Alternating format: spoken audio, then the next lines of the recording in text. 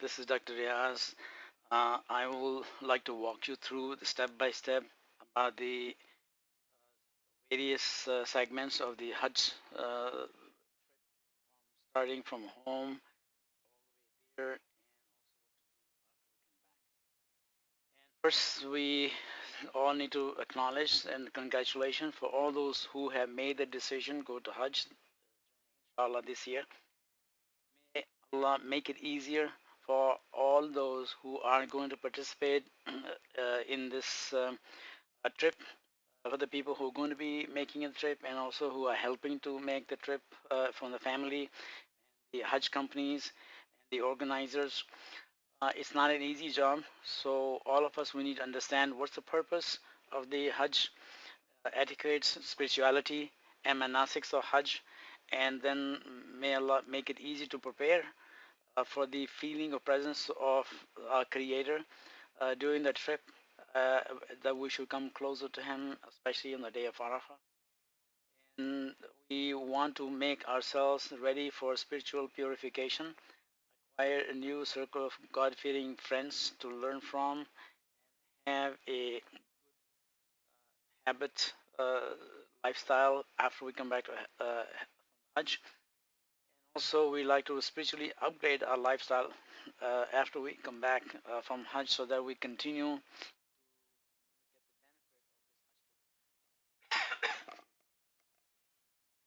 Learning outline for the Hajj trip is the following. First of all, we need to learn about the general preparations about the Hajj, about the travel concerns, take physical and medical preparations.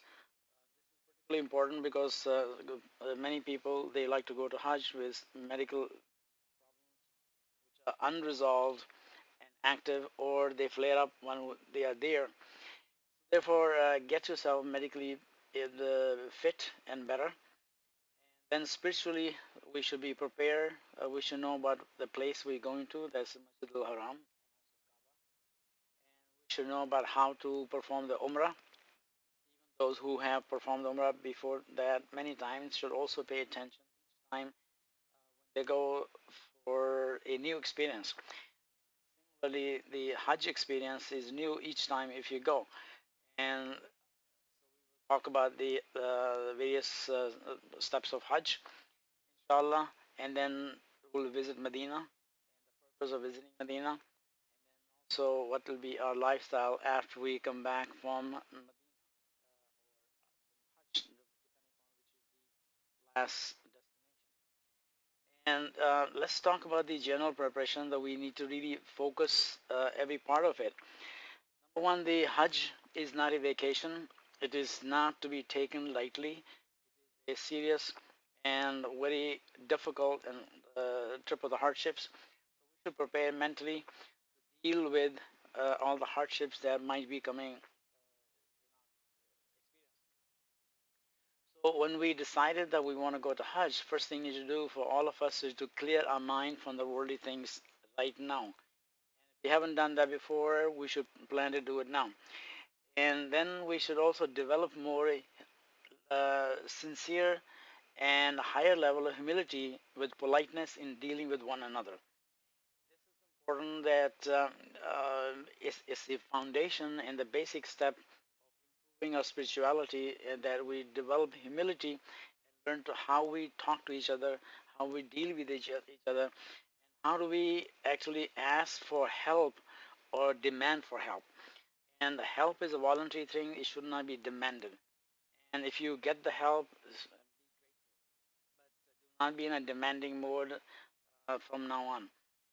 And we should also focus on acquiring the sound knowledge about Hajj, and it is an obligation on everybody that you acquire the knowledge from the sound, authentic books, seminars, and speak to the scholars who are knowledgeable and with the good knowledge. Not everybody is with the same level of knowledge. In this slide, you see where do we go? The first thing we need to recognize that Kaaba is the center of attraction and guidance for the Muslims from around the world. Therefore, we need to learn a little bit, at least, about the uh, the place that we're going. And so Kaaba is the center of guidance. Quran says, "Inna awwala baytin," the first house, wudi'a linnas, was established for the mankind. Lallazi bi Bakka, that was situated in Makkah. The old name is that Makkah. Mubarakan is a full of blessings.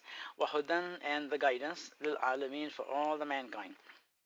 Allah subhanahu wa ta'ala says in the Quran, Azin finnas, make announcement in the mankind, bil Hajj, about the Hajj, ya tuka rijala, that they should be coming from all the places on the feet, and, and all other means of transportations from all over.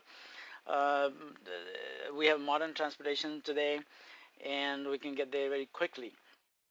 The other important thing that we recognize that sometimes people say the Hajj is a very crowded event, so why don't we do it twice a year? And Quran very specifically says that Al-Hajj Ashharun Malumat. Hajj can only be performed on the months, during the months which are already established, though that they are the Hajj months. So we cannot just make our own modification, own changes the way we like it. So it is very important that we recognize it. Now look at this thing. This picture shows this is Mecca and here's Medina. And when you go up north, then you will go towards the Masjid Aqsa. And so you can see that they are almost like in a one straight line.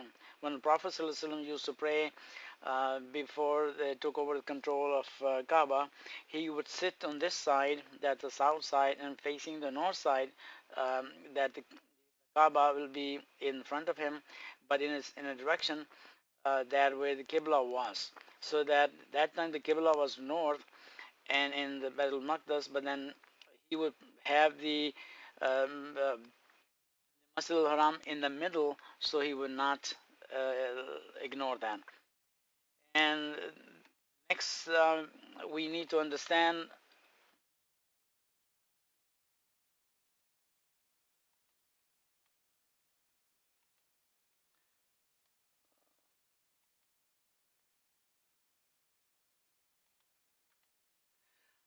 this picture you can see the the masjid is all filled up with the people from around the world.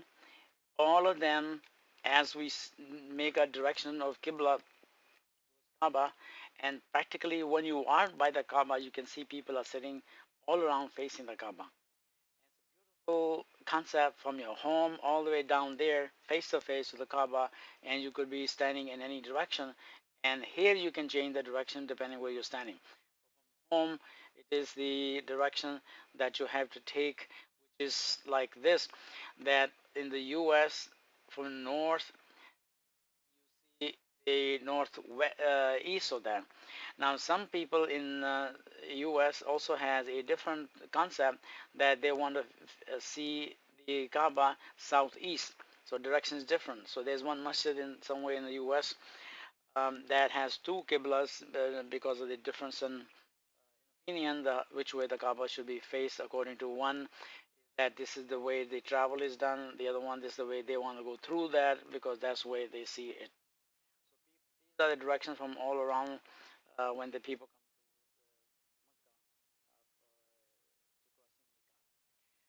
to crossing the Kaaba. The history of Hajj is pretty simple to summarize. Hajj became an obligation for the Muslim to perform on the 8th of the year of Hijrah. That's the migration to Medina of the Prophet ﷺ. And after that, on the 9th year of the Hijrah, Prophet ﷺ sent Sayyidina Abu Bakr and with some of his companions to perform the Hajj.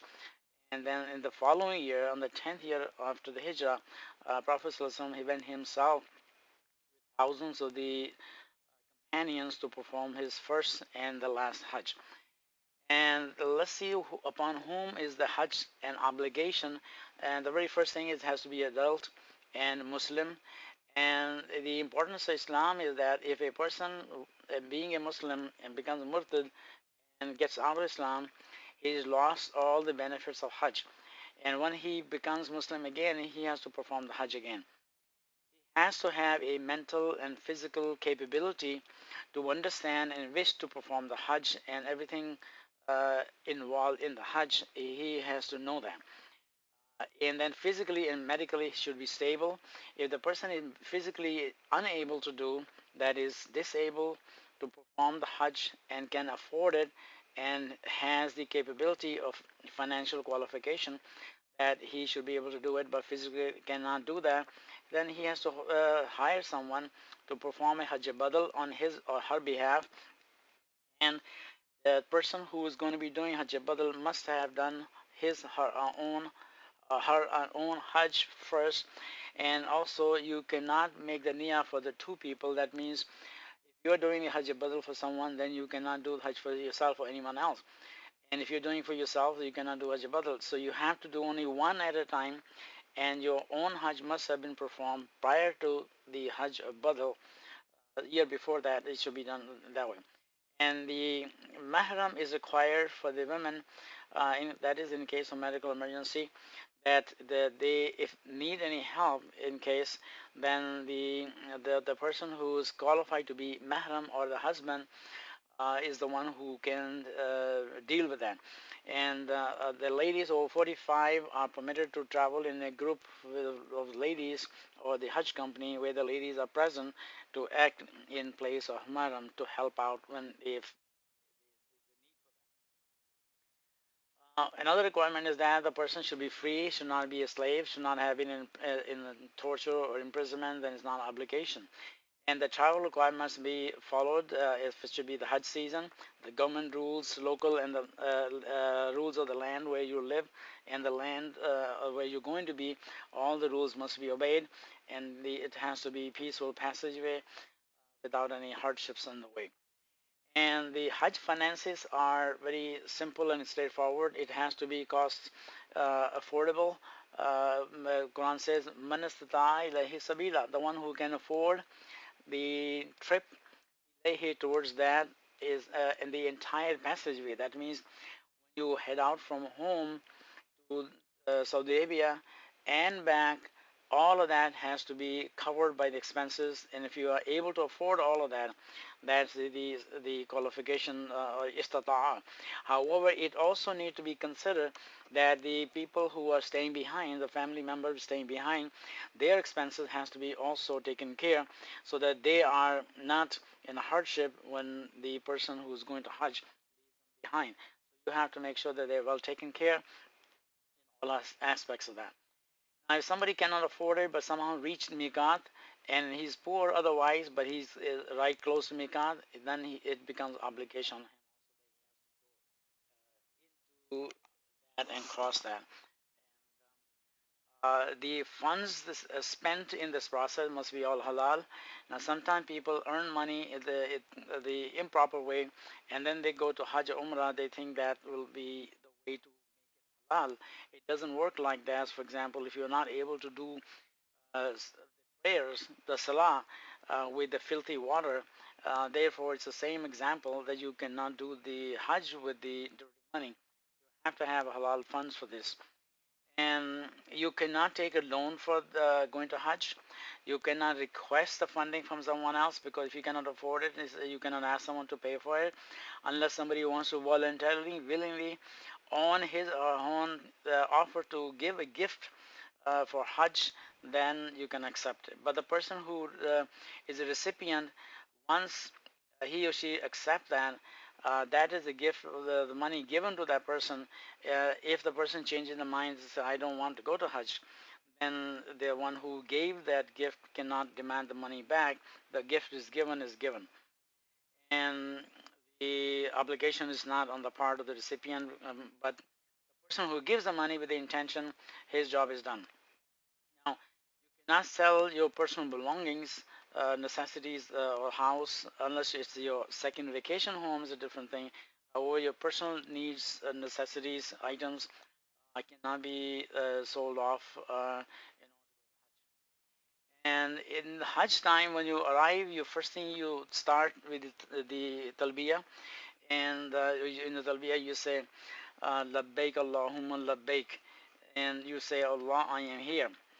And you say that several times because when Allah subhanahu wa ta'ala said to Prophet Ibrahim, وَأَذِّن فِي النَّاسِ, make announcement to the mankind, bil Hajj.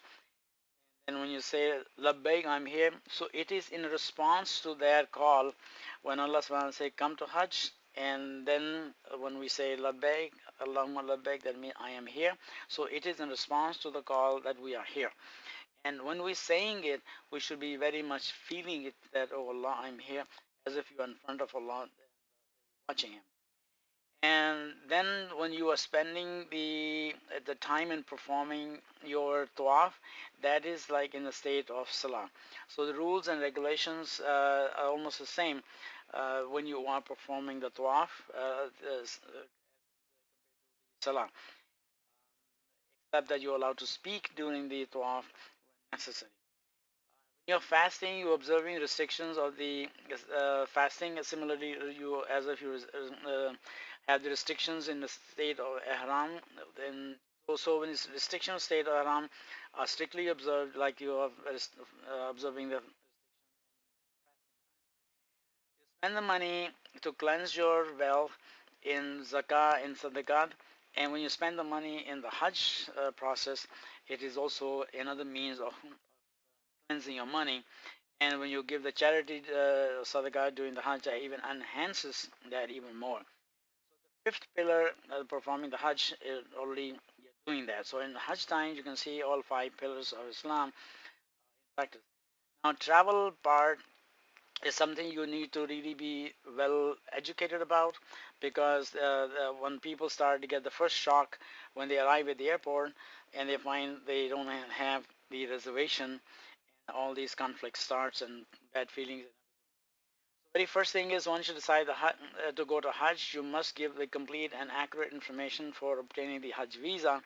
This is your own responsibility. Now, once you decide you want to go to Hajj, you must learn the sound knowledge about Hajj, about it, start to finish. Prepare for this trip as if this is the last part of your life, no matter how healthy or young you may be. Oftentimes people say, "Oh, I'm pretty young and I still have a long way to go," and so therefore they take it lightly, everything. That's and then say, "Well, I think I can go again if it's not done right." No, do not do that. It has to be done the first time and every single time to be done like this is my only time. This is my first time. This is my last time. Each Hajj trip, even if you can go, multiple times, you must prepare as if my only time that I have because each Hajj experience, even for the people who organize, even people who go repeatedly, they find something different to touch them the next time they go. And prepare yourself physically and mentally, and then avoid any misunderstandings during the Hajj trip because those are so common. So have everything checked out in advance. Do not have high expectation no matter what you may be promised, what you may be dealing with the most reliable person with, but always verify everything and make sure that you have low down expectation. And if you get the whatever has been promised, good. Um, and also most importantly, check with the organizer, Hajj company, what is not included.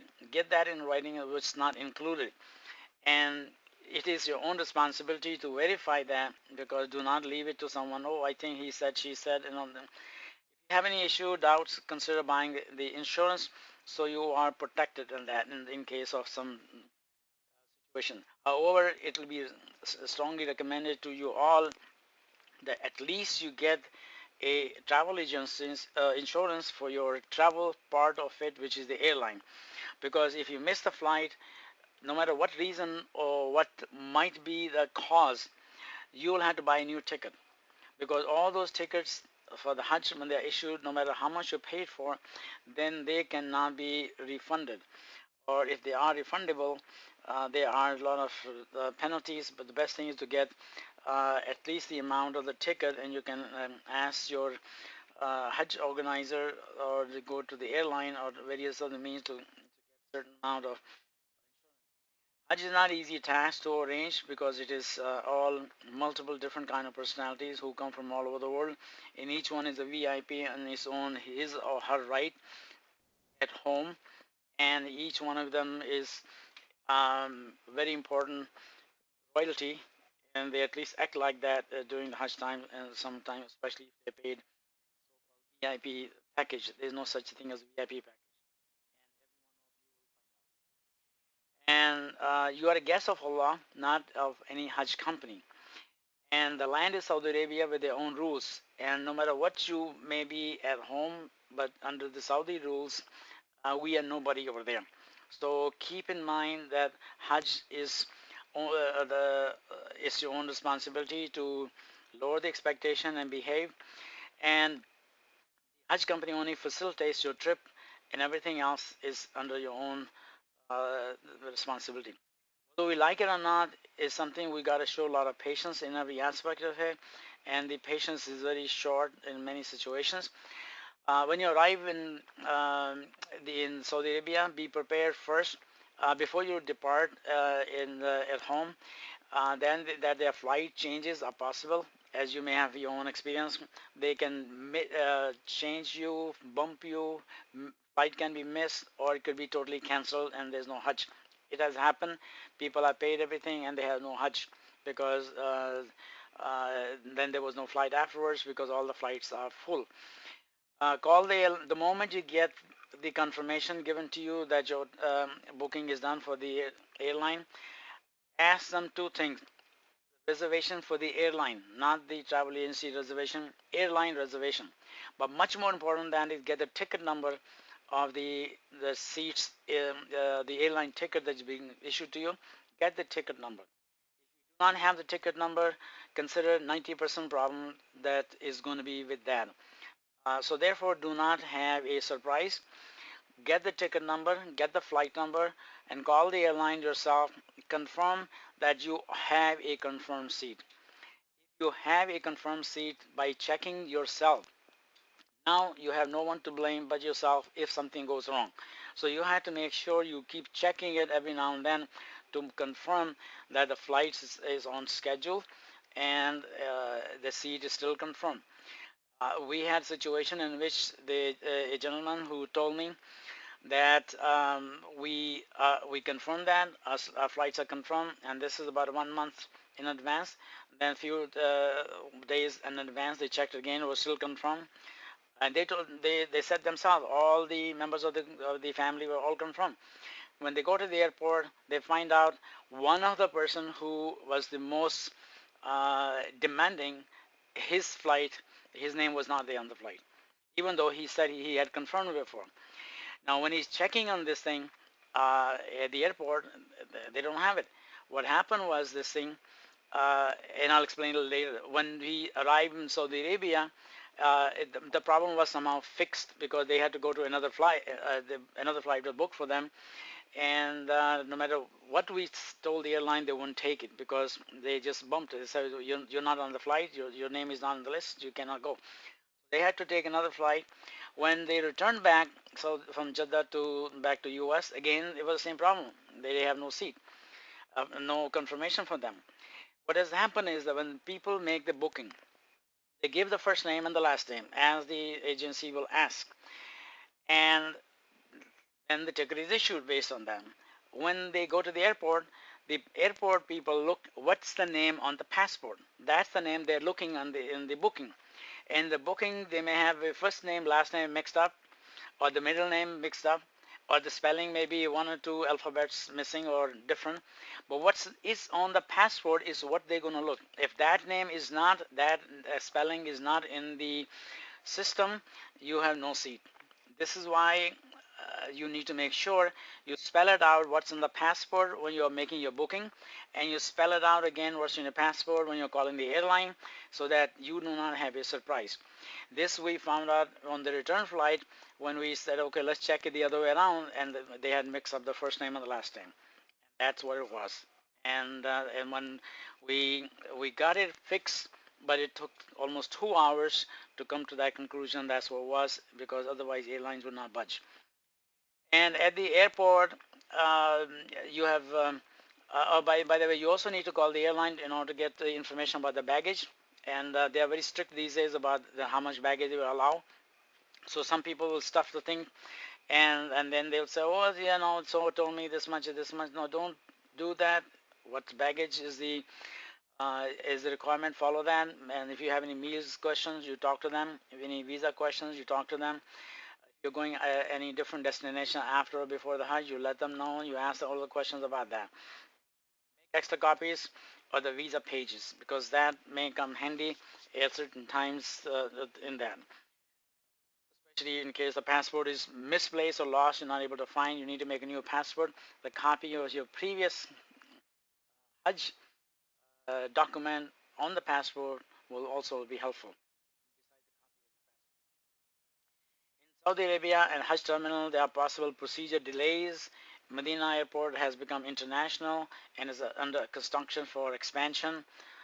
And then the return flight is another serious issue that you need to be well aware of that when you arrive in Jeddah, you will arrive at first, the flight will take you oftentimes in the international terminal, and you do not get off, but then afterwards the plane will go park at the Hajj terminal, and that's where you get off. And the return, if you have, most likely if you have 4-digit flight number, it will be returning back from the Hajj terminal.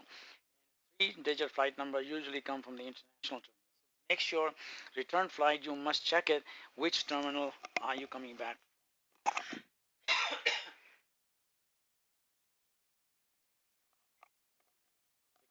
Go to the wrong terminal, for example, if you went to the Hajj terminal and you need to go to from international terminal, it's going to be 4 hours before you are allowed to get out.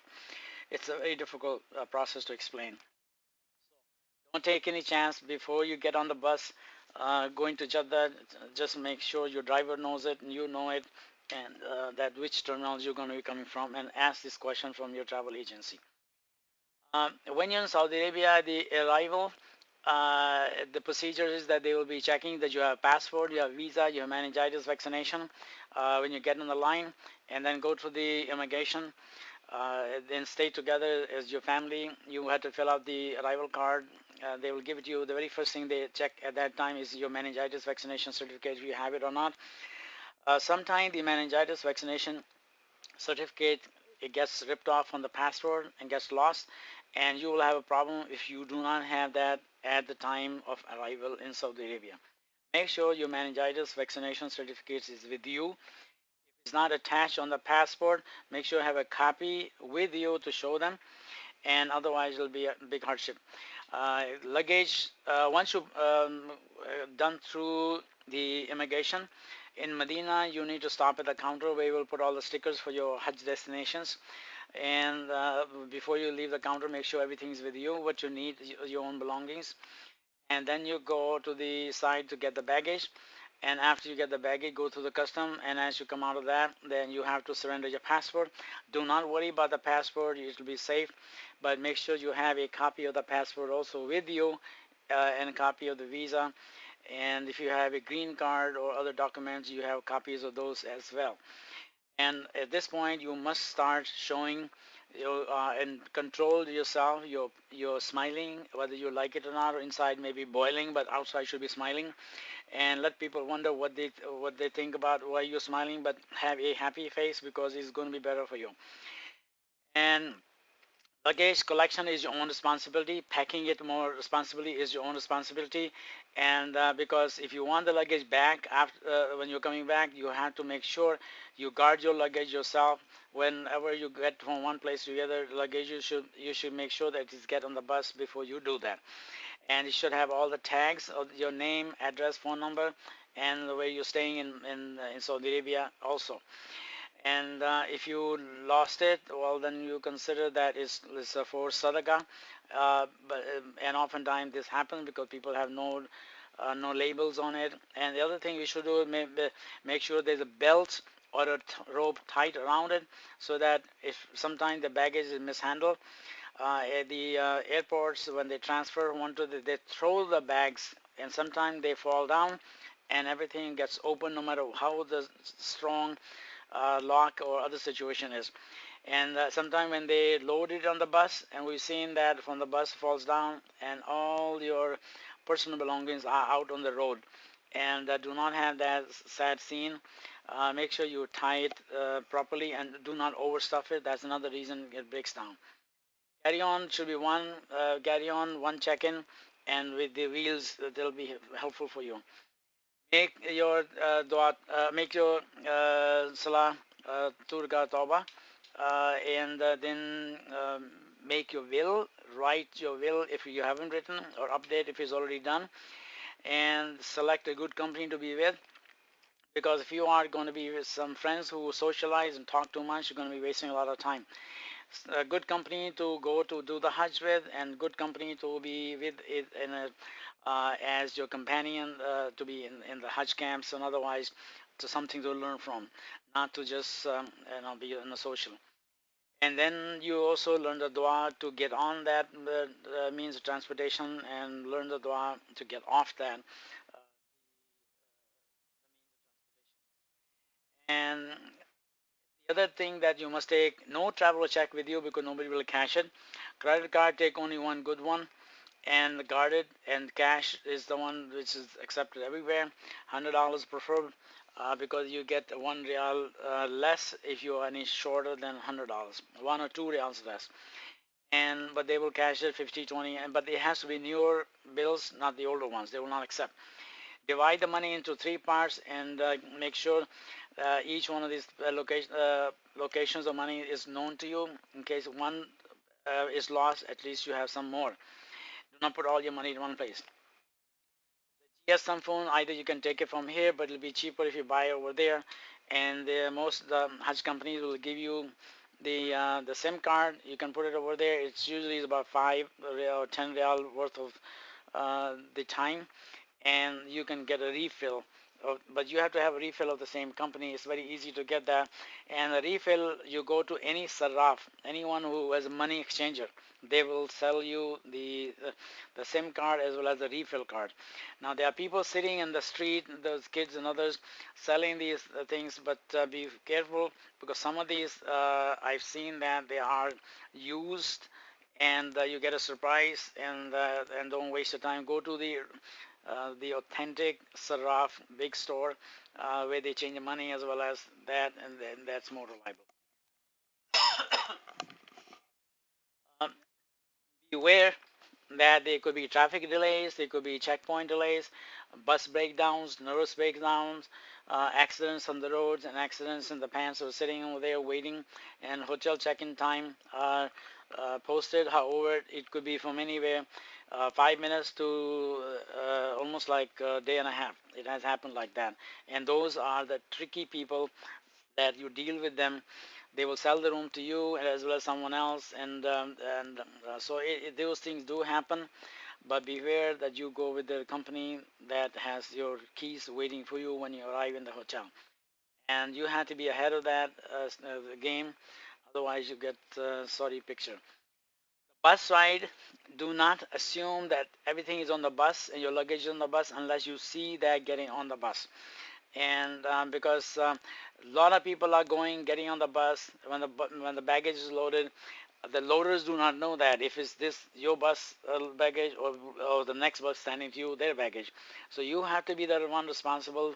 Make sure your luggage was loaded in front of your eyes, and you get your family to get in the bus, sit there first, and then you get on the bus as last, because otherwise there are always surprises, and they'll say, I thought she was there, and he saw that I thought you were there on the bus, and then find out if there are more than one bus. Sometimes people get on the bus correctly, but when they get off the bus to go to the bathroom, then they go back to the wrong bus, and then everybody's looking for each other. Make sure you have a hotel name to get the business card from there, and usually you need to have an ID card with that, which will have your name, or your hotel's name, your group name, your phone number, all of that in there. So keep the ID card with you, and also make a copy of your ID card just in case the ID card is lost, or you have something else to show with you. Room keys generally are electronic. they check the azan time in the hotel lobby, so that you know which time is the next azan. And by the way, the moment the azan is done, within the next 2 to 5 minutes, they will start the Iqama and the Salah will start. It's not like you have a half an hour. So you have to be half hour ahead of the Azan and to be in the masjid. Do not carry all your money with you. There are safety lockers, and put your stuff in there. If you have some friends or relative to meet, tell them to come see you. Do not go looking for them, because you will be lost, at least in the early days. Now you're in Saudi Arabia within the Saudi rules, and regardless of what you are, again, I'm reminding that this is the Saudi land, that you need to follow the Saudi rules. And the other thing, upon arrival, do some gentle exercises so that you have a little bit better feeling physically. Get yourself a sun exposure as much as possible, because it helps reduce the jet lag, along with drinking a lot of water and catching up your sleep. Your jet lag will get over this much faster.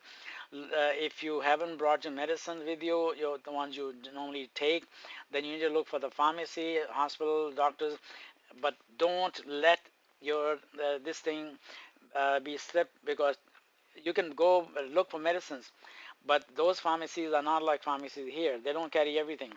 Whatever you carry, if you go to pharmacy here, they may have 90% of the medicine available in place in the store in the U.S. But when you go to the same kind of pharmacy over there, they may have 30 or 40% of the supplies, and most of the other things they may not have. Take your medicine that you need, all the things that you need from here. Do not waste your time looking for there.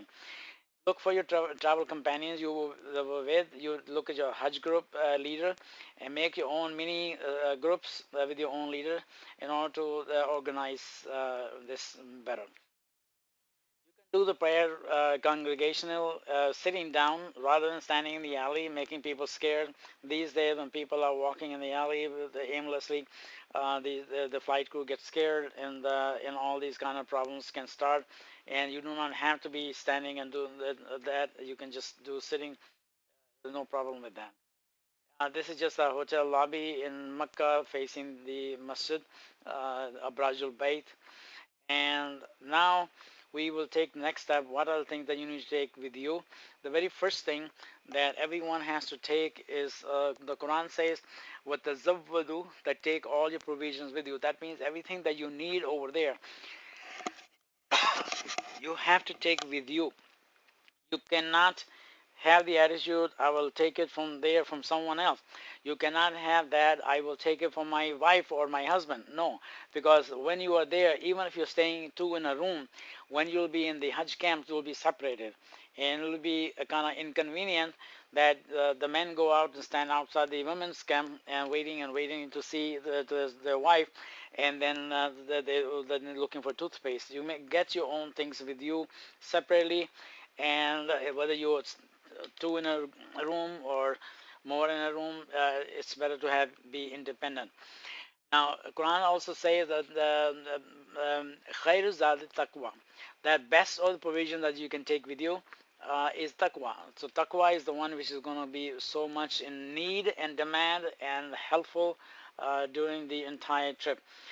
If we are missing that, we will have a huge big headache in various different places. Besides the taqwa, the most important thing, we need to have cooperative attitude, whether we like certain things and over there, and do not try to give advice to the Hajj group people. I think you should be doing this way. I see you're not doing it right. They are used to doing things for years in a certain different way, whether you like it or not, but those are certain the realities, that some things will only work certain ways. And so don't waste your time in criticizing and giving advices, and just mind your own business, sit in your camp, or sit in your own places and do ibadah, rather than going on the inspection tour and giving the advice. uh, you have to have a sound and solid knowledge of uh, Islam and Hajj. Why are you doing the Hajj, and what you will be doing in the Hajj trips completely. And and again, you have to have a very smiley face all the time, no matter you're inside, you may be not happy, but outside you need to look happy.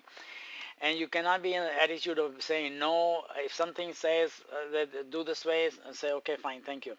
and it is easy, it is less headache, it is of less of botheration, and just take it easy life, and then um, whatever is missing, whatever that you are feeling unpleasant about, Allah will inshallah compensate if you are patient.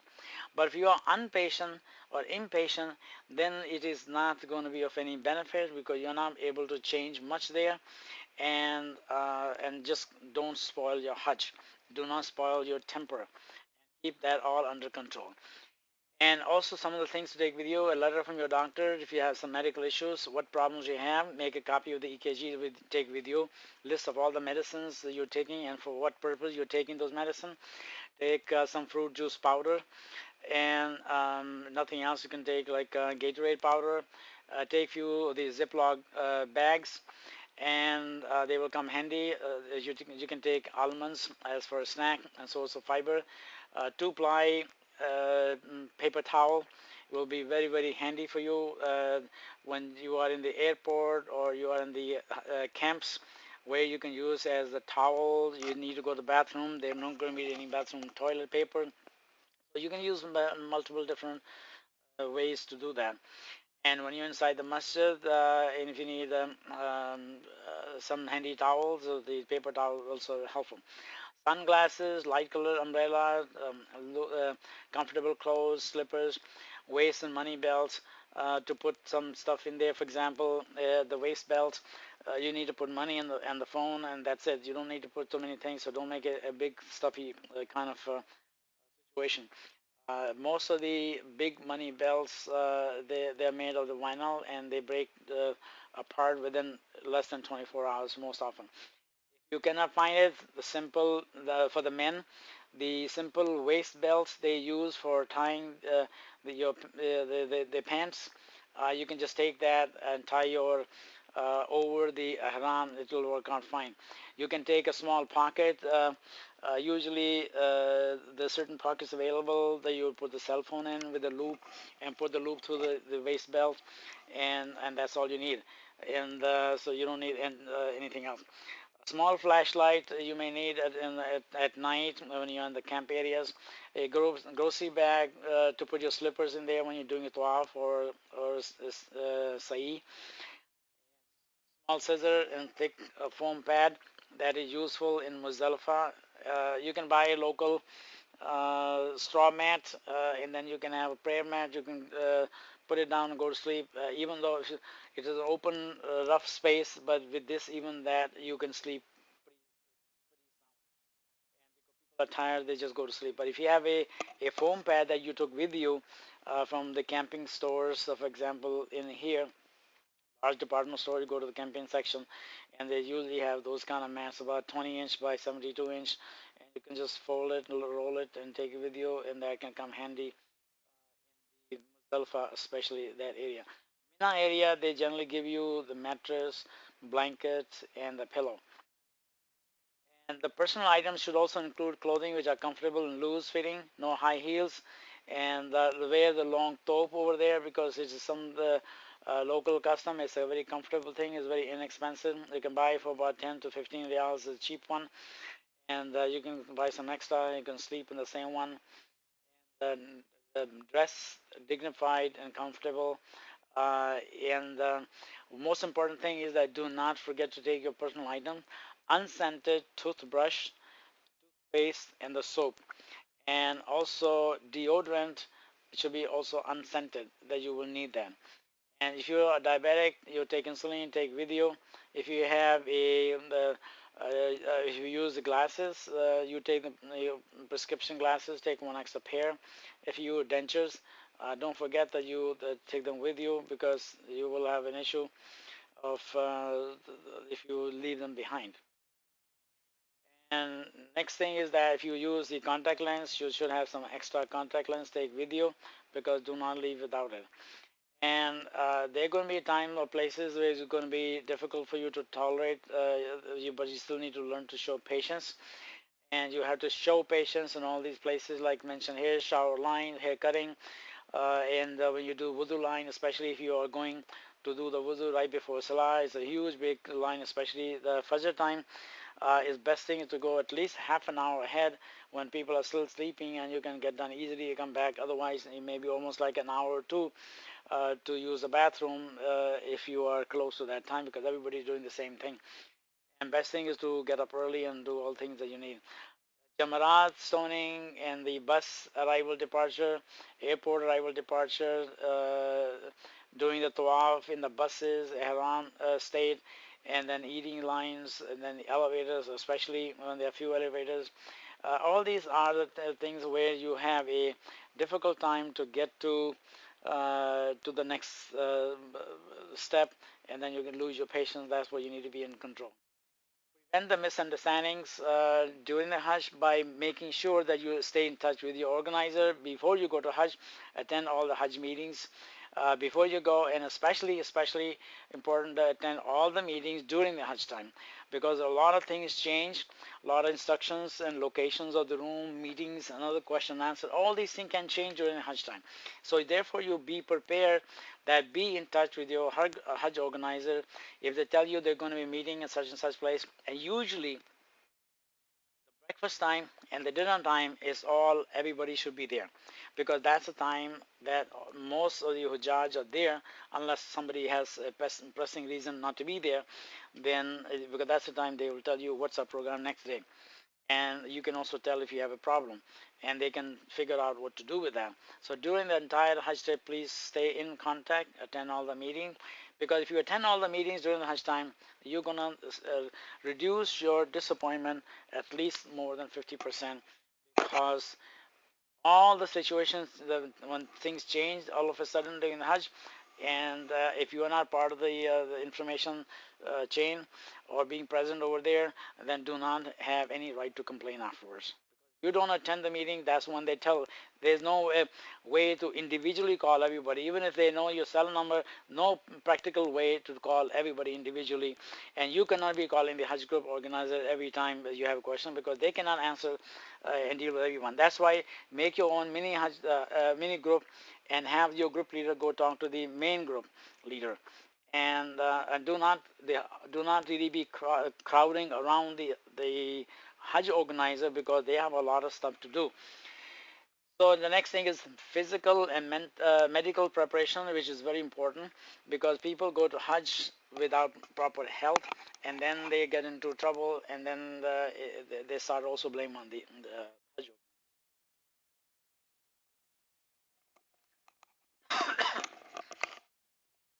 Now, in the physical aspect of Hajj, you need to understand that it is a seclusion away from your family, detachment. It's like itikaf. And since you're going far away, it is like a migration or hijrah. And of course, you're spending a lot of money on this, and you need to be very much in control, because spending the money, going away from the family, having the jet lag, it makes a person cranky. And then they start getting finds certain ways to either improve it, and when things don't get better, then they start complaining. And physical endurance and mental endurance is required to be in control during the Hajj time. Especially it gets worse with the lack of sleep and due to jet lag. And the monastics of Hajj are on top of that, the additional hardship there. Now, during the Hajj time, you have to be careful about the infections, diarrhea, diseases, dizziness, dehydration, being forgetful. If somebody has a dementia in your group, and that person will and sometimes do actually get lost. And so do not allow such a person to be alone when outside the camp. And because then when they may go out fine, but they're coming back for them, looks at all the camps like their own camp. They all look the same, and then they may go into the wrong place, and then we waste hours and hours worrying about them, especially if it's going to be getting on the bus. And we have seen that somebody gets off the bus and they come back from the bathroom, they come back, sit on the bus thinking it's their own bus. They all look the same. And then we worry about that. So, and then the building, we have one entrance, and from the back side, the other side, the buses too. Sometimes people enter from the front and get out from the back and go sit in the bus, and then they're gone for 3, 4, 5 days, and then everybody's worried about it. So do not let a forgetful person go alone. There must be at least 3 people. one to use the bathroom, one to stand outside, and one is some way to be able to communicate and know where your bus is. And avoid the disappointments, disagreements, difference in personalities, difference in opinions, and when your money is lost, the dollars, that causes stress. Then during the tawaf, people can be lost. In Jamarat area, can be lost. In Arafah, can be lost. Distraction things happen. People, when they start talking socially instead of spiritually, then there's a wasting of conversation, a wasting of time, money, and being lazy. All these things that you need to avoid, because this is your last chance of lifetime, and the real purpose of being Hajj, that will be lost if you 4 months before the departure. Make sure you have a medical checkup. Get your heart checked, blood pressure, diabetes. Make sure you do not have these problems. If you have, find them to how to control them during the Hajj. Preferably, if you're for 45 and above, get an extra stress test, because the peak time of sudden death is between 45 and 55, and people look and feel healthy. And make sure you get this thing checked out in your heart, because the first time that when somebody gets a chest pain, the coronary arteries are already blocked at least 50% or more. So sometimes people may have 80% coronary artery block and have no symptom. So do not get a surprise. And sometimes people say, well, I want to die over there. Well, dying wherever that uh, can happen by Allah's will, but why plan in a certain way and that I want to die there, because it's not under anyone's control. But if you start to act and pretend like that, then that is un-Islamic. And dental checkup is important, because people sometimes ignore this thing. This is a very serious matter when it gets flare up. Memory and mental capacity, as I mentioned, older people should be aware that they should not be left alone. Start exercising your heart and reduce the chances of chest pain during the Hajj trip if you are 45 and above. And we've seen people with a younger age, at even 19 years old, had a heart attack and a bypass done. So do not consider yourself that at a younger age you're not likely to have it. Start walking every day, a couple miles a day.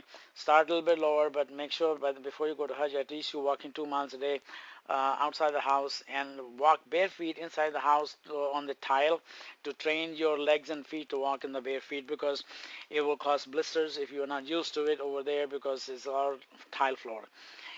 And various health issues do happen during the Hajj, and most common thing is fatigue, jet lag, aches and pains all over. So make sure you drink plenty of water, 10 to 12 glasses of water. And the glass should be about 10 to 12 ounces. If it's hot, even more. If you do not just keep drinking the water alone all the time, you can in between also take some fruit juice, but something not from the fridge. Have a room temperature so you do not bother your throat. And if you need to, if you've been sweating a lot, you can maybe put a pinch of salt, unless your blood pressure is high. Then you don't. You can take Tylenol or Motrin if you have done some exertion, for example, the Tawaf or Safa Marwa. Before you go, you can take these, but when you come back after Tawaf or Safa Marwa, then you must take ibuprofen to reduce the inflammation in the muscles. Otherwise, your muscle will be sore very badly the next day. So you can take this thing before and after the exertion. Make sure you have plenty of rest and you have eaten. Do not go on empty stomach. And take some snacks with you in case you're hungry. You can drink the Zamzam water in the masjid, but having a snack also will be helpful. But make sure you take the kind of snack which does not make you gassy. Otherwise, to do the wuzu, you've got to go again outside the masjid. And the other thing is that you should do frequent hand washings, frequent throat gargles, even if your throat doesn't hurt, so that you do not get a sore throat. Most common problem during the Hajj is that people get a sore throat, and the sore throat will go on next to the other two things, is the bronchitis and pneumonia, or from going downwards or going upwards into sinuses as sinusitis. So sinusitis on the top, especially if you are used to having postnasal drip, have sinusitis in the past, it will tend to flare. In the Saudi Arabia, when you are going from hotel to masjid back and forth, or especially in the camps, you're gonna have a smoke or the buses and the cars, you will have the dust there. And if you eat certain food which makes your throat hurt, or icy cold water, so you have, or you ate yogurt or had the oranges, you have a very fertile ground on your throat to get a throat infection. And throat infection just starts like this and suddenly will be out of control and going to the next step. And sometimes people have ended up in the hospital over there, and at times they have to extend their stay, and then there's additional cost for staying there and getting a new ticket. So avoid those situations where you can get into a problem of that kind. And drink lots of fluid also will help. Stay away from the sick people who are constantly coughing on your face. You use a face mask if you need to. Other issues are, if you have a high blood pressure, try to eat more veggies, and then the bananas or watermelon, or maybe the orange juice to get some potassium, which will give you the about 5 to 10 points drop in the blood pressure if your pressure is high. If you're used to eating a lot of salt during the Hajj, control the salt intake. But if you're sweating a lot, you also need to watch that, that it may become low. Low sodium can make a person confused, lethargic, and tired. And frequently check your blood pressure. If you have a high blood pressure, you better take your equipment with you, small device, take that, and you can check your pressure frequently, because it is one of the common problems. People are dizzy. High blood pressure, low blood pressure, dehydration will make you dizzy.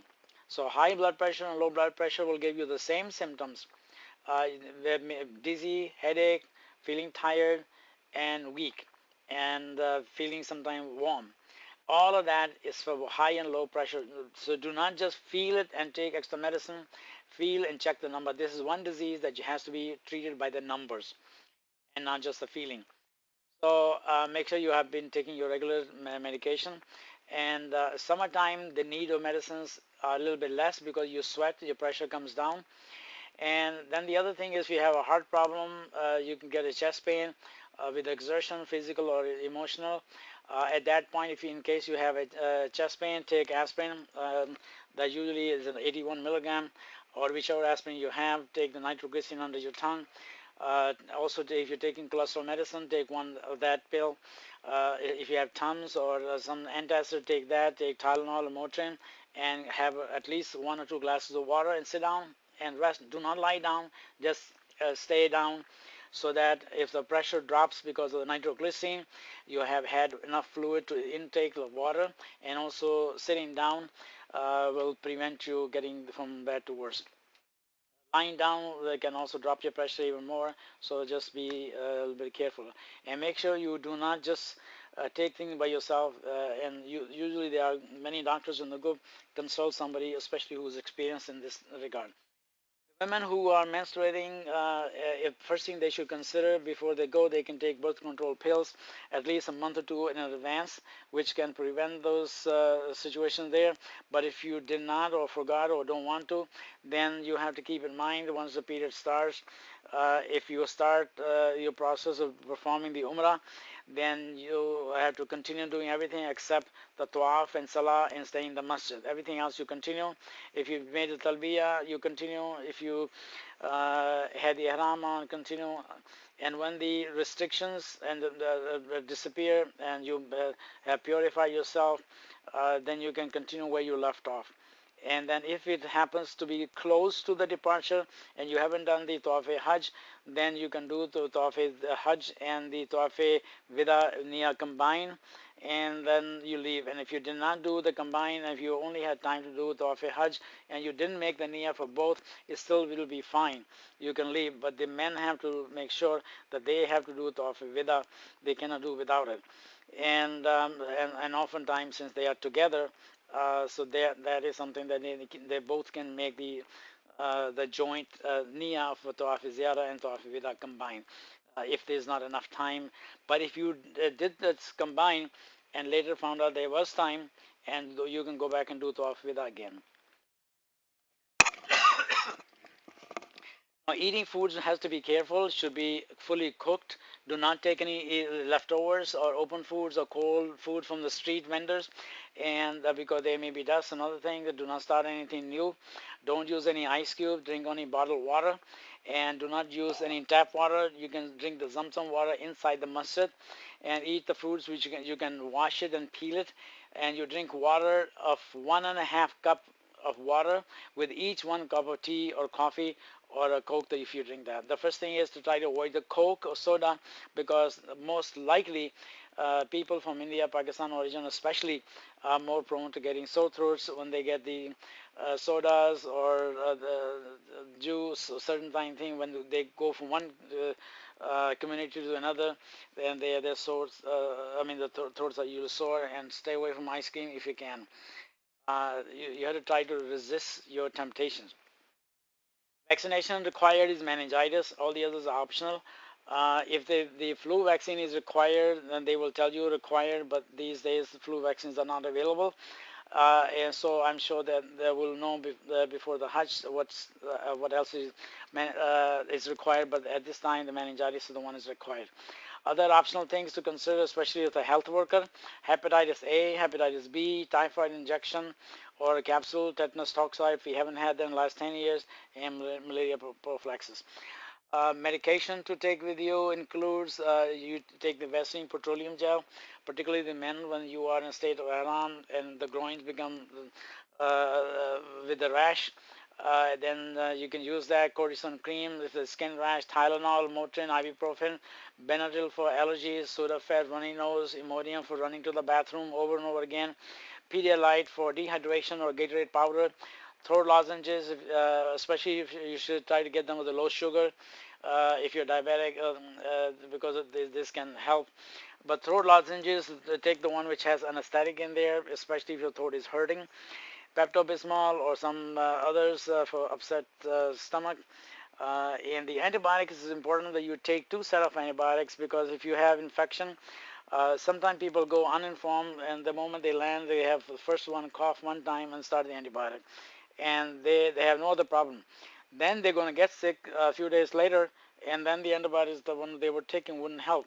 We've seen sometimes people saying, "Oh, I was taking no, I had a sore throat. What can I do?"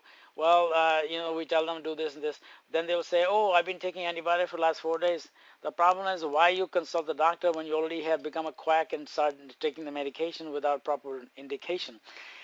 Do not be tempted to take the antibiotic every time you feel that you think you should take it.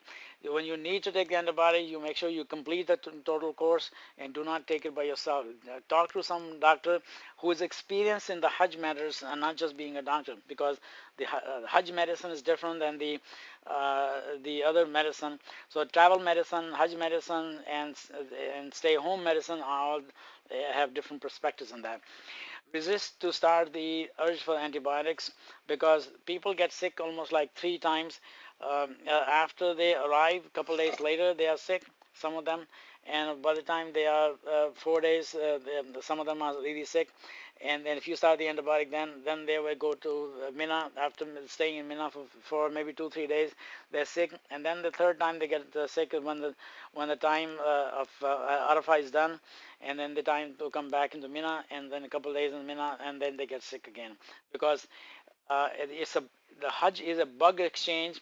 In Arafah, millions of people. In Mina, millions of people. Jamarat, you are doing that, and all of these kind of situations where people are coughing each other's face. So there are all people who everybody has the bacteria in their body, and they may not be doing anything for that person, but when they sit with some next to someone else, and they transfer those bacteria to the other person, the other body, suddenly they become more virulent. So you need to make sure that you do not give it to somebody and you do not take from someone else, and stay under control of that. Now next we start with the spiritual preparation for Hajj. This is each, as you can see, gradually we go into more and more serious type of preparation, and you should be really deep into that by now. Now, before we start preparing ourselves, we look at it: what kind of heart do we have? What kind of personality do we have? Has Allah given us basira? Has He filled us our heart with the nur, and or we are full of jealousy, envy, spiritual diseases of the heart, and hurting our own self? Is our heart pure and clean, or we have many spots? And as you know in the hadith that when a disease starts as a spot in the heart, and if we don't fix it, don't do tawbah with the envy or whatever the disease we may have, and it will grow, and eventually the heart becomes darkened, and then after becoming darkened, it starts to become a more of a shaitanic kind of heart. So first we understand what kind of person we are, because we want to go to Hajj, and after we come back from Hajj, we want to be able to uh, um, come back with a better personality than before. So uh, let us uh, make a sincere effort to perform the Hajj better. And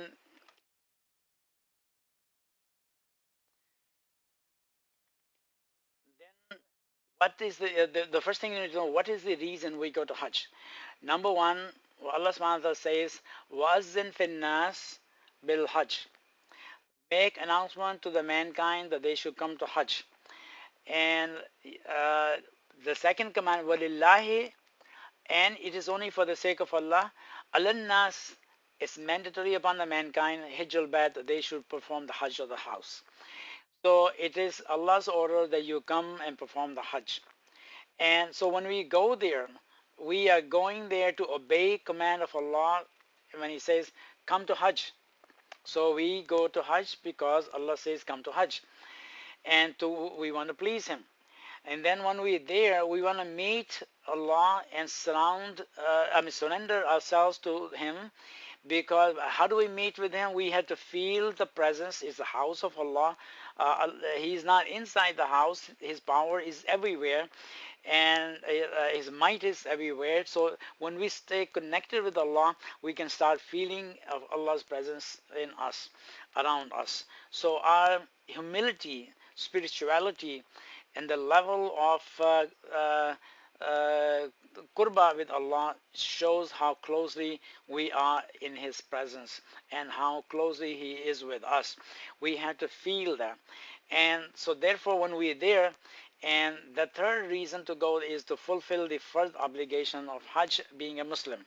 But first thing is to obey the command, and second to surrender to Him in complete obedience without asking any conditions, and third is to fulfill the first of the being a Muslim, and the fourth Allah says لِيَشْهَدُوا مَنَافِعَ لَهُمْ, that there are many benefits for the people who come, so they come and witness the benefits that they are given to you by God.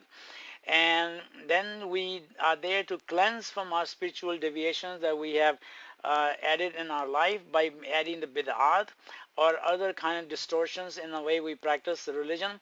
Then we improve and upgrade our religious responsibilities, the way we pray, the way we study the Quran, that we spend more diligently with ikhlas our time in understanding and performing those activities. And then we also experience a mini Qiyamah on the day of Arafah. It will remind us that's what's going to be like that on the day of judgment, but nothing what the actual is going to be.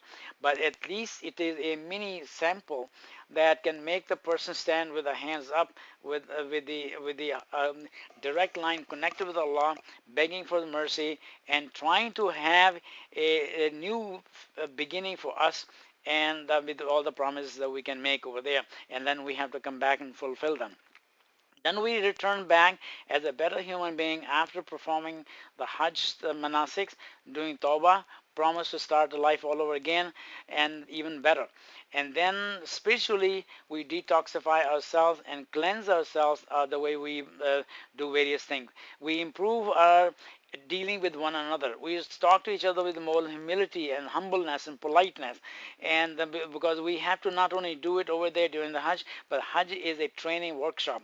We do that for 2 weeks in a row, something correctly, prayers 5 times a day in congregation in the masjid, and even in the camp there, if we do in congregation, that's like masjid. And then when we come back, the chances are that we will start doing a little better, at least for a while. And then we also yeah, become more God conscious during this entire trip.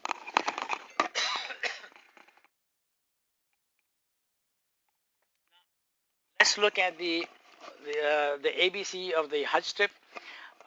In Hajj trip is an audience of Almighty Allah. That when we go there, we feel that He's there. We feel that He's present, and we have to actually spiritually feel that, because Allah says that wasn't finnas, that you come to make the announcement to mankind. So we're going there with for audience. We bow down to His rule of law when we are there in the Hajj manasiks. Whatever we are commanded to do, we do that diligently, like Prophet Ibrahim did that, and all the other prophets did that. We call on Him by saying, Labbaik, O Allah, I'm here. We downgrade our lifestyle during the Hajj trip like a homeless person, with extra high ikhlas, begging for His mercy with tears, and asking for forgiveness, and with asking for, that He give us the forgiveness with generosity, because we're completely otherwise helpless ourselves, and we need sincere humility, and in our heart we should have a khushu. And the Quran says, "Wajilat kulubuhum." Their hearts should have a wajla. They should have a fear, trembling, feeling in the heart, and it is present in the people who alladina yakshawna rabbahum. Those are the people who have the fear of Allah.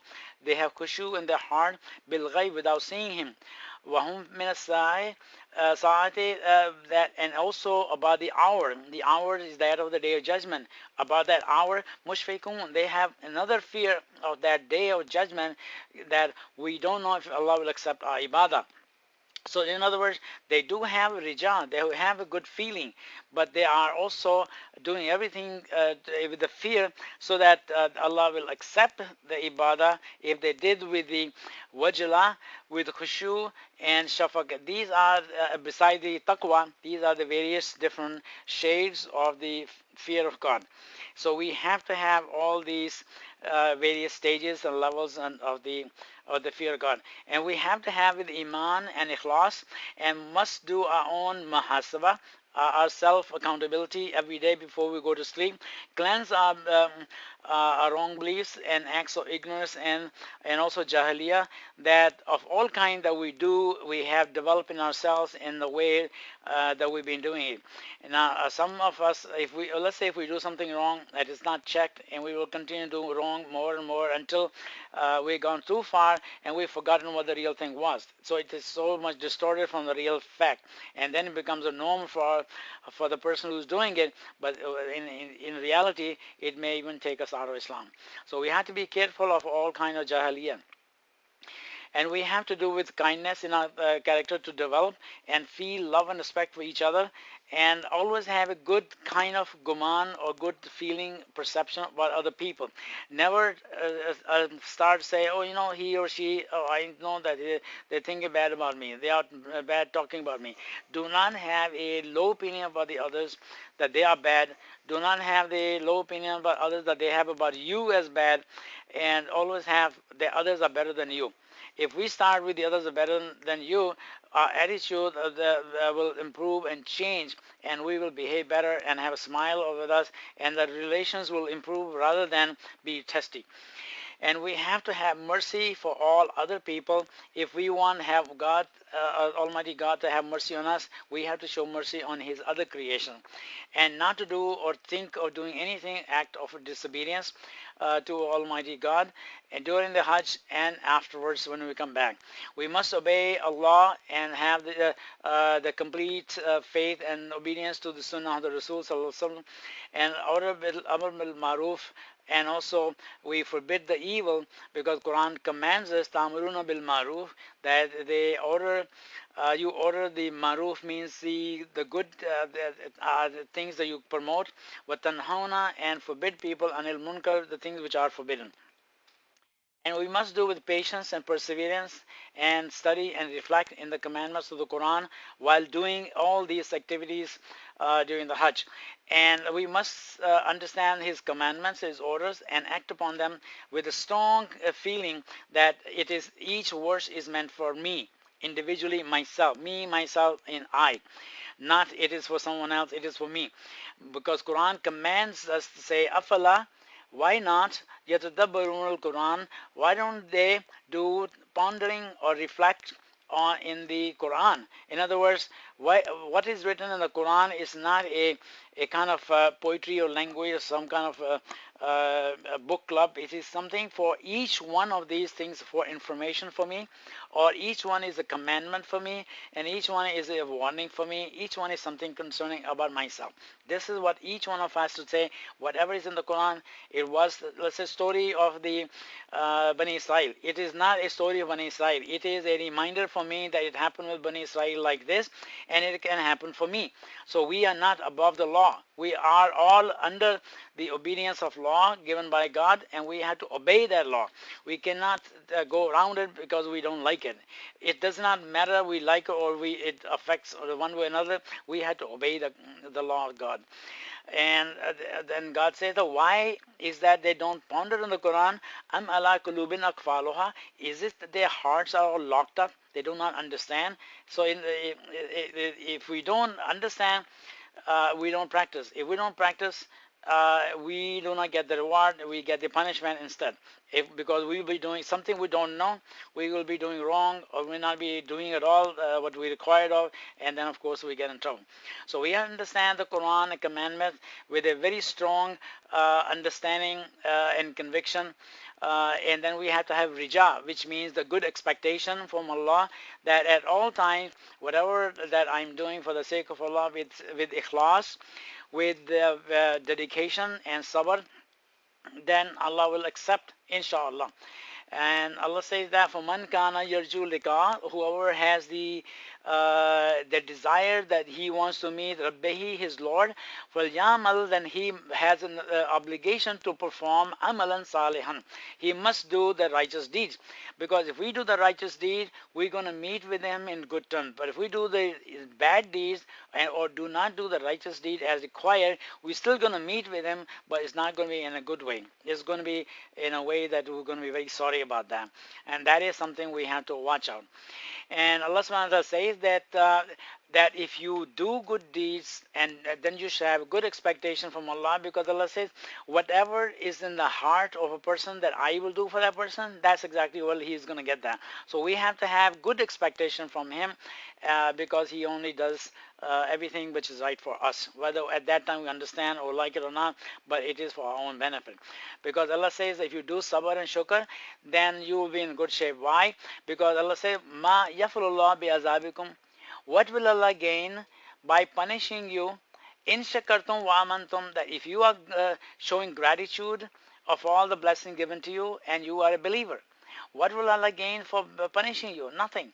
So he doesn't want to unnecessarily punish anybody, because he has a mandated thing on himself that he that have mercy on the people, and lots of the bad deeds that we do, he forgives them by his own mercy. So a lot of them we don't even know, but he has forgiven them. But we cannot make a habit of keep doing things and then we expect, oh no, Allah is forgiving, so He's going to forgive me. But if we do that in advance, that I'm going to do it because I know Allah is forgiving, that's not going to work like that. That's going to backfire in a wrong way. Anything which happens by mistake, inadvertently, with ignorance, uh, that something is forgiven. But if we plan in advance to disobey, that is a very serious matter. That's like challenging authority of God. And we must have taqwa and be united with Allah, with His commandments, with His religion. And God commands us, وَاعْتَصِمُوا بِحَبْلِ that be united with the rope of Allah. And rope of Allah means that it is just like when we are sitting and we have a telephone, we are connecting the phone somewhere thousands of miles away, or making a broadcast thousands of miles away. You need to have electric power, electric connection, the electricity to take the connection from where you are to thousands of miles away. So we are connecting that, the rope. It's a rope like an electric current rope, or and what it is the Quran. It is the religion of Islam. It is the commandments of Allah directly in the Quran and also through the Prophet Sallallahu Alaihi Wasallam. And so if we follow and obey, then we are wa'atasimu bihablillah. They will be connected with Allah. Jamia, collectively. Do not be divided. Wala tafarraku. Do not be divided. So be connected together as one body. And when we do this thing, be united and become virtuous and with sincerity and ikhlas and worship only one God, no other than one God, Almighty God, Allah, and we exile shaitan from our life and have it with the full yaqeen and truth that we are on the right path. We are doing it right, that shaitan will produce all kind of doubts. And wa'abud rabbak, you obey Allah, you worship Allah, you follow His command, hatta yatikal yaqeen, until it comes time to you a yaqeen. Yaqeen actually means it's actually your time of death, that because it's so clear, now you really cannot have any other way except the truth. And then we do not do any zulm on anyone else. We must do zikr of Allah all time, because Allah says, Azkuru, Uzkurullah zikran kasira. Do the zikr of Allah, and not a little bit, but kasira, almost all the time.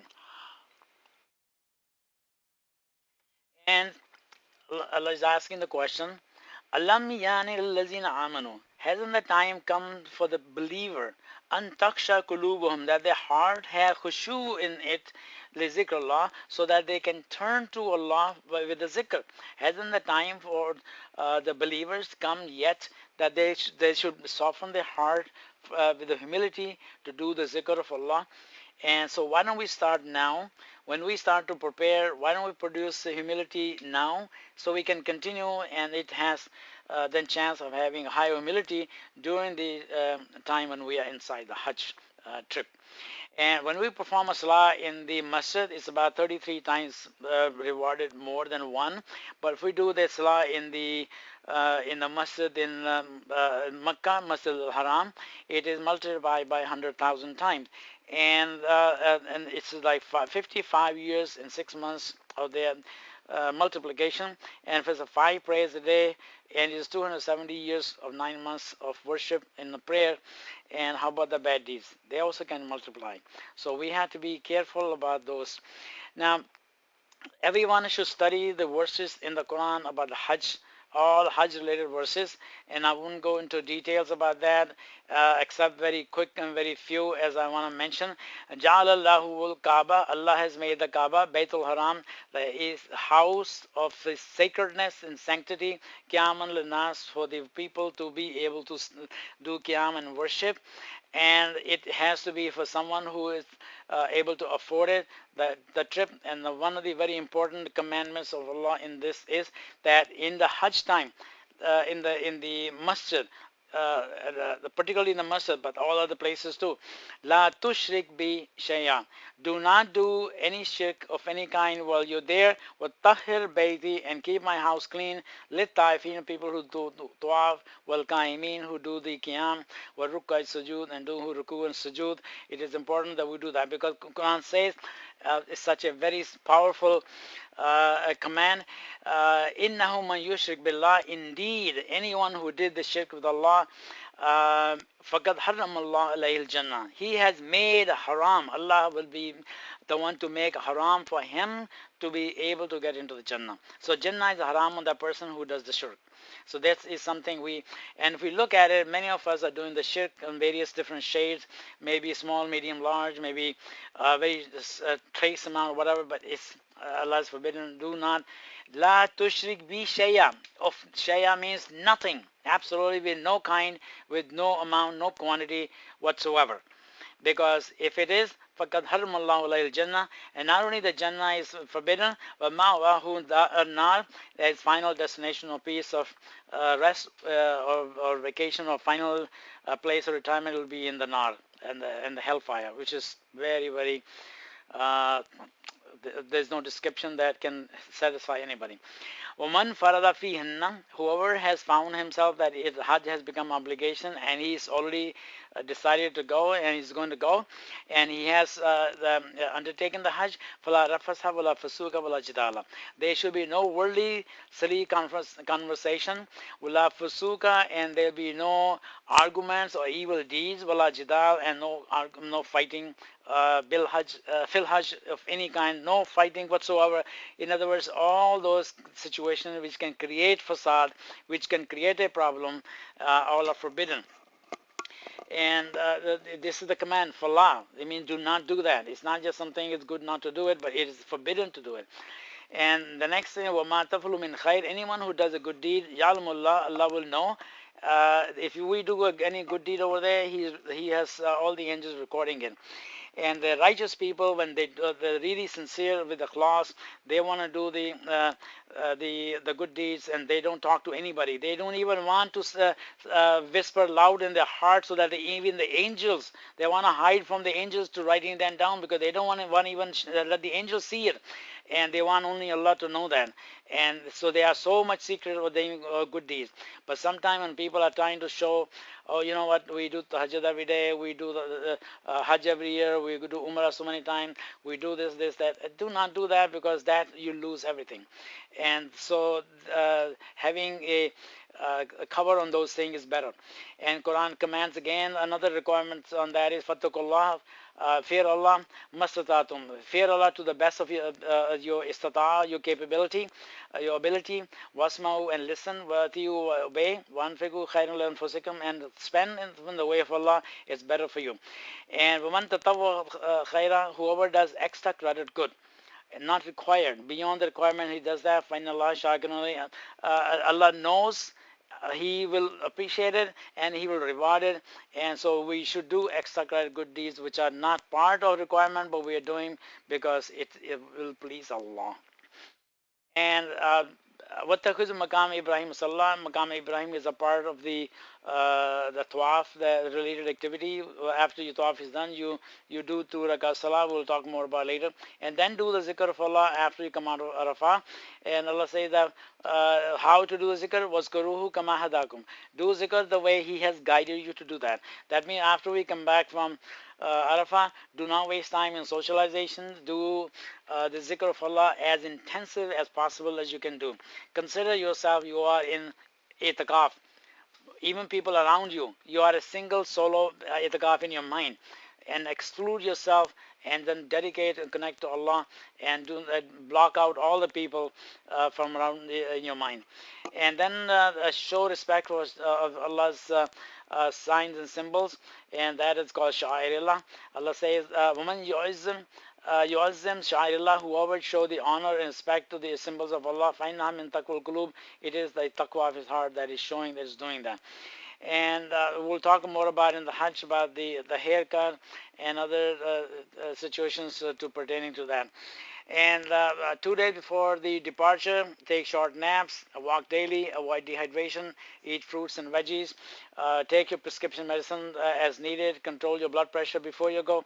While in transit, wear loose-fitting cotton clothes, eat light meals, avoid the caffeinated beverages, because you want to rest, and then when you go over there, you want to rest again, and drink plenty of fluids, avoid foods and fluids that may hurt your throat, gargle your throat with salt and water as much as possible, warm water, exercise your legs, your body parts, feet, neck and arms while sitting, and walk about in the plane cabin whenever it's possible comfortably, and try to rest and sleep and nap, and increase your exposure to sunlight when you arrive in transit. And to make the Hajj Mabrur, even few more things can be done.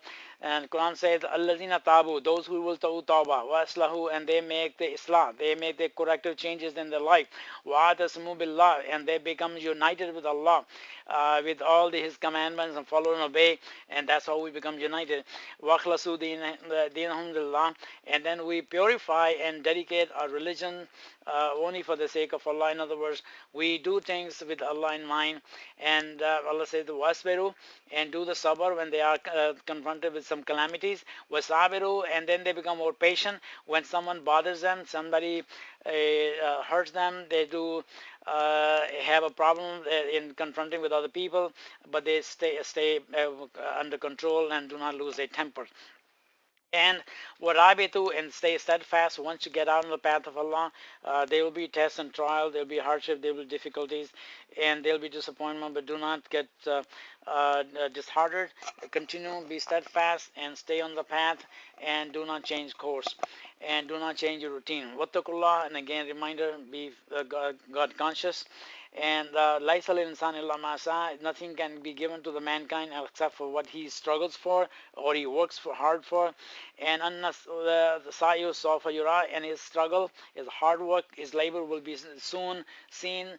That means when you do it, Allah is watching it and recording it. In other words, your effort, whatever you do, is being recorded. And then what's our final objective?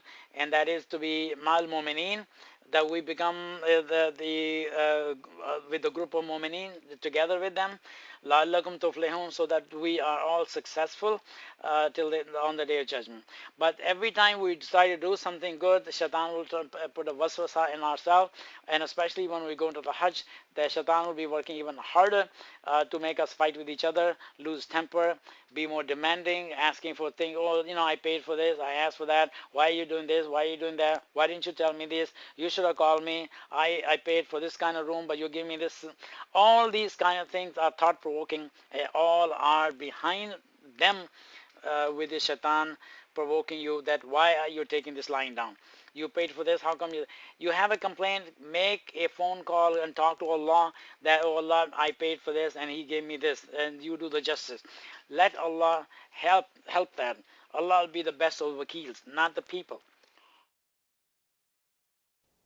Now, how does shaitan affect us? This is the formula that shaitan has said in front of Allah that I am going to do. And Allah has given us a favor by telling us that this is what He has said and He's going to do, and He's doing it. And He said that Summa la atiyannahum, I will come and attack them, min baina aydihim, and I'll come on their right side, wa min khalfihim, and also on this on the back side, one aymanihim, one shimalihim, and also, in other words, He's going to come attack from the right, from the left, from the front, from the back, from all four directions. But he didn't say I'm going to attack from the top. Our connection from the top is open towards Allah. So, and he also said, "Wala tajidu aksarum shakirin." You will not find majority of the people grateful to you. Grateful to what? Because Allah has warned us that He's going to do that. Allah has given the guidance how to get out of this, how to prevent it, how to protect it. Yet, if we fall into the hands of Shaitan, that is being ungrateful.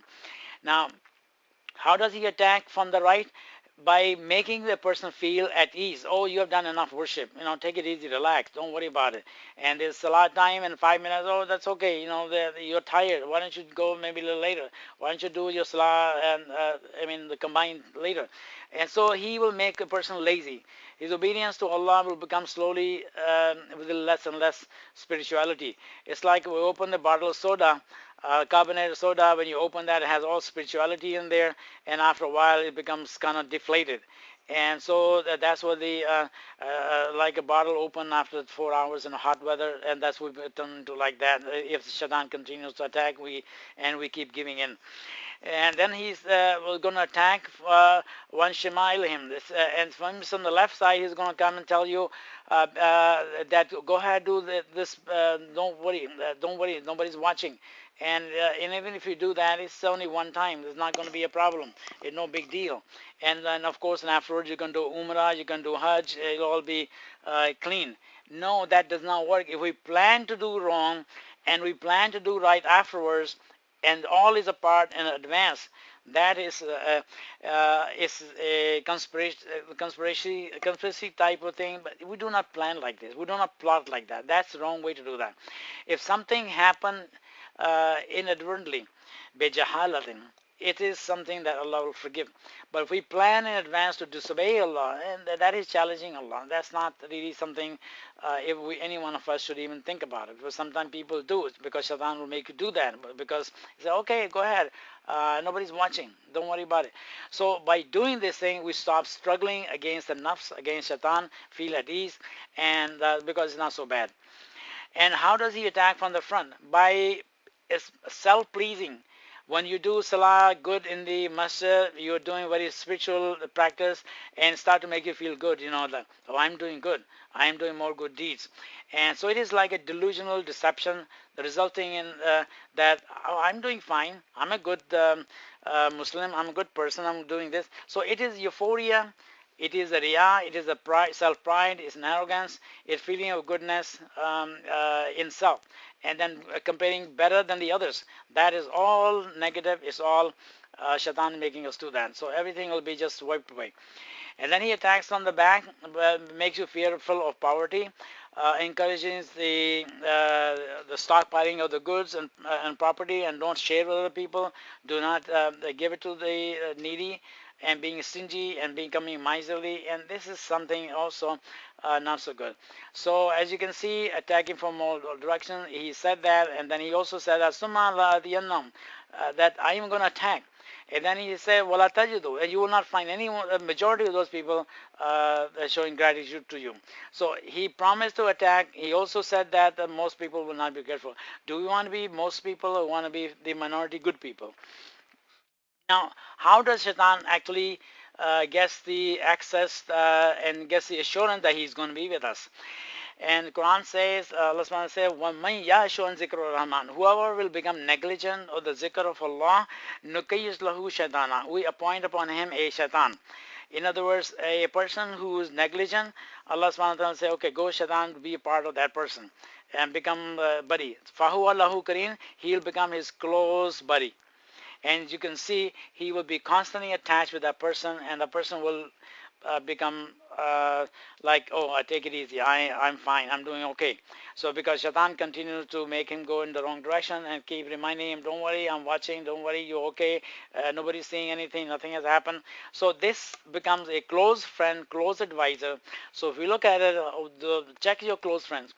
Which kind of close friends? Are they helpful to you in akhirah? Or if they're not helpful to you in akhirah, then they are against you in the akhirah. So check your friends. Be good in selecting your friends carefully for the sake of akhirah, not for the sake of dunya. And also, وَإِمَّا يَنزَغَنَّكُم مِّنَ الشَّيْطَانِ نَزْغٌ, that whenever a shaitan whisper or inspiration affects you, first فَاسْتَعِذْ بِاللَّهِ, then you ask Allah's protection, and إِنَّهُ سَمِيعٌ عَلِيمٌ, because Allah subhanahu wa ta'ala is Sami'un Halim. And that's is when we have a satanic whisper comes to us in our mind, immediately we should say, أعوذ بالله سميع عليم من الشيطان الرجيم, and that will make shaitan go away. Another way that to handle this, the Quran says, "Inna ladina taqwa," those are the people who have the taqwa, who are God-fearing people. Satan will affect them even more. That is, إِذَا مَسَّهُمْ شَيْطَانٌ مِنَ الشَّيْطَانِ, if any one of the shaitanic inspiration affects them, tazakkaru, they do the zikr of Allah, and if they were kind of foggy in their mind what is happening, they were not sure if this is the right thing to or wrong thing to do, فَإِذَا هُمْ مُبْصِرُونَ, the moment they do zikr of Allah and they say أعوذ بالله سميع عليم من الشيطان الرجيم فإذا هم مبصرون, suddenly they start seeing things clearly which they were having a fogginess or they were not clear about. So it is important that we do remember Allah so frequently, because Allah subhanahu wa ta'ala is going to help us by making the shaitan go away. Now, if you look at this thing, one drug company gave the model of the heart and asked us to show this model to the patient, shine the light from the back, that's the front part of the model, and the back part of that, and we shine the light, and this is what we see when we shine the light from the back. And you can see Allah is in our heart, and Allah is closer to, this is exactly the way you write in Arabic, Allah is closer to us than our jugular vein. وَنَحْنُ أَقْرَبُ إِلَيْهِ مِنْ حَبْلِ الْوَرِيدِ, that we are closer to him than his jugular vein. That is the verse in the Quran. So we can see that. Now, how do we make the best Hajj? It's called HAJJ Mabrur. The best Hajj is from the Hadith, say the one who remembers Allah the most during the entire Hajj trip with ikhlas. He's spiritually very much prepared and high spiritual level, and has the taqwa in the God consciousness. He does the favors, ihsan, to other people. Good, he does good things to other people, and he's physically able to do the activities and not disabled. In other words, he's able to perform the duties, and he also mentally focused in the entire trip, and he's educationally well informed, because if we don't know how we're going to do things right, so we are informed and not preoccupied with the world issues, and then of course this will result into Hajj Mabrur. Now this is a something that some people have developed into this the social part of the Hajj. They go to the Hajj, come back, and all are looking forward to having Hajj parties. They all get this kind of reception, and then this is a website who's promoting this about party for Hajj, and this is their advertisement saying 5 ideas for rocking Hajj party. And choose a black and white gold theme, serve zamzam, have a Kaaba cake for dessert. Imagine that. And also look at this thing, showcase a few Hajj photos. So they want you to make a showcase of your Hajj photos and dwell on that in front of the people. And guess who's doing that? That is Shaitan behind that, telling them, go show up all your doing that you have. Remember the slide that makes sure show all the good deeds to in front of the people, the pride, the riyah, and that will wash away every part of the Hajj completely. And then give for the Hajjis. This is how, if this is the way your purpose of going to do, to have Hajj parties, to call Hajj. Um, Now we need to learn something about the Masjid al-Haram. This is the most sacred house of worship for the mankind established in Mecca, the old name Bakka. This is how it started with one small building, and people started to come by, and then they started to settle down. They made more dwellings around house, became a city afterwards, and then became a well-established community, and Hajj was properly done, and Hajj was started in the time of Prophet Ibrahim, and then Prophet Ismail, and then continued. However, it became all with the distortions. You can see all the people lined up in old time, and then this is in the almost like last year, about 75 years ago. You can see the how the Hajj, these were the 4 stations of 4 imams, or 4 school of thought. Each one at the time of prayer, they will lead the prayer from that station. Imam of one school of thought will be here, and then he will be leading the prayer, and then the largest one was the Hanafi school of thought. Imam will lead that, and then it is continued until the early 19th century, and then as you can see, this is the Kaaba, and then later on it was all changed, all the 4 stations removed, and there's only one school of thought that's being practiced as of today. And now the masjid has expanded enormously, and the new expansion 2013 is started placed on the side. It used to be a mountain here, which is removed. There was another mountain behind this is removed, and this is the expansion for the masjid. And if you look at that, eventually this masjid expansion may look like even bigger than these are the complex of hotels, the largest hotel complex in the world. And you can see the tower, the clock tower is taller than the Empire State Building, and close to some of the other tall buildings. And um, this is inside the clock tower is the Fairmont Hotel here. And then there's another picture of the expansion, and the expansion is taking place on the side. It's going to go actually all around it, making into like a circle. This is like a pie shape, and this is how they started. They broke that part, and then they fixed it and made the connection, and currently it is this under construction. uh, these are the tower hotels. The Intercontinental Hotel is here. The Abrajul Bayt is over here, which is Zamzam and Clock Tower Hotel and all that. And it is said by the time the Hajjaj will go to Hajj this year, this will be completed back. This is the gate number 1, Babi Malik Abdulaziz, and here's the Safa and Marwa.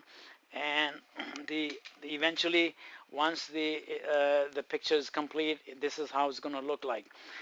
And let's go to the next part of it.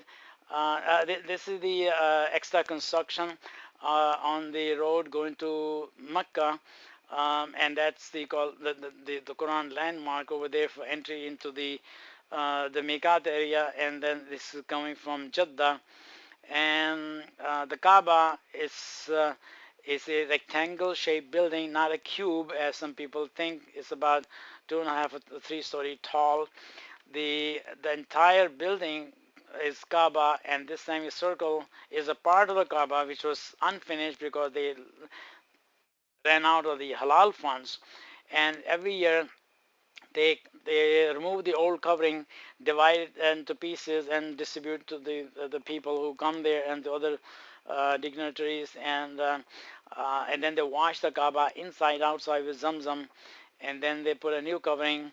It is a big kind of ceremonial activity, and then a new covering is completely put on, and then afterwards it has a little bit different kind of setting during the Hajj time. Now this is the front door.